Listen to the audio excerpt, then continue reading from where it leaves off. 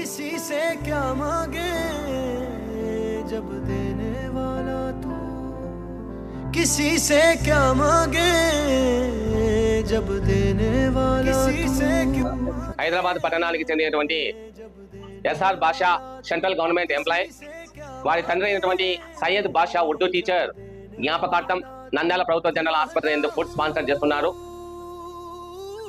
So మనం సయ్యద్ బాషా గారి యొక్క ఆత్మకు శాంతి చేకూరాలని చెప్పి మేము అల్లాను ప్రార్థిస్తా ఉన్నాం. మనం ఒక చెట్టు రాల్చిన పువ్వుకి బాధపడం, ఎందుకంటే కొత్త పువ్వు మళ్ళీ పూస్తుందనే నమ్మకం ఉంది. అలాగే మనుషుల జననం మరణం కూడా ఒక సహజ చక్రం. భయం బాధ అవసరం లేదనేటువంటిది ఈ యొక్క భగవద్గీతలో శ్రీకృష్ణ భగవంతుని యొక్క తన శిష్యుడైనటువంటి అర్జునికి ఉపదేశించడం జరుగుతూ ఉంది. సో ఈరోజు బాషా గారి యొక్క ఆత్మకు శాంతి చేకూరాలని చెప్పి మరొకసారి మేము అల్లాహకు ప్రార్థిస్తా ఉన్నాం.